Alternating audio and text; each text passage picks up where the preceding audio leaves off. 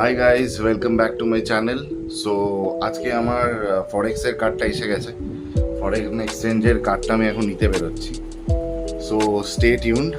ফরেক্স এক্সচেঞ্জে কার্ডটা আমি পেয়ে গেছি। এখন বাড়ি যাই, মাকে দিয়ে ফরেন এক্সচেঞ্জের কার্ডটা খোলাবো।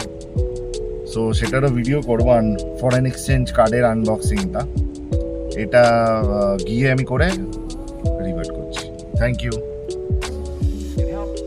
সো $400 মতন ইউএস আমি ক্যারি করব, সেটাই দেখালাম।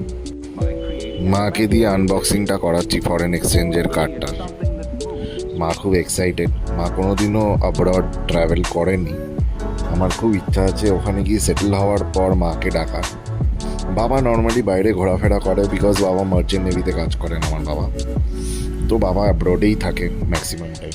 বাট মায়ের জন্য এইবারে প্রথমবার কিছু একটা প্ল্যান করছি, সেটারও আপডেটস আমি দেবো। আমি আগে নিজে গিয়ে ওখানে সেটেল হই, তারপর একটা একটা করে আমি আপডেট দেবো। মা তো খুব এক্সাইটেড, কিন্তু প্যাকেটটা এমনভাবে বানানো খুলতেই পারছে না। অনেক কিছু দেখলো। আমার মা খুবই ডাউন টু আর্থ। মায়ের অত এইসবের ব্যাপারে আইডিয়া নেই। মায়ের কষ্টও হচ্ছে মনে মনে যে আমি চলে যাচ্ছি। সো আমারও কষ্ট হচ্ছে, বাট কিছু করার নেই। আমাদের এখানে ওয়েস্ট বেঙ্গলের মার্কেট এত বাজে যে আমি যেই প্রফেশনে আছি, আমি কায়োপ্র্যাক্টর, তার সাথে সাথে রিহ্যাব স্পেশালিস্ট আর নিউট্রিশনিস্টও। তো আমাদের এখানে অতটা প্রসপেক্টস নেই। আর প্রসপেক্টস থাকলেও, মানে ডিমান্ড থাকলেও, সেরকম পে কেউ করতে চায় না। কারণ ফিটনেসের লাইন, রিহ্যাবের লাইনের কোনো রকমের অ্যাওয়ারনেসই নেই নর্মাল লোকেদের কাছে। এখানে লোকেরা এখনও নর্মাল ওষুধ খেয়ে নিবে যদি অ্যাসিডিটি হয়, কিন্তু খাবার তাদেরকে ওই মানে তেল আলা, ঝাল আলা খাবারও খেতে হবে, তার উপরে আবার অ্যান্টাসিড খাবে।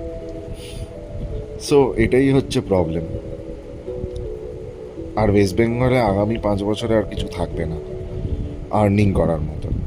এখানে কোনো গ্রোথ নেই। তারপর আমি বেরিয়ে গেলাম আমার গাড়ি নিয়ে। গাড়িটা খুব ময়লা হয়ে গেছিলো।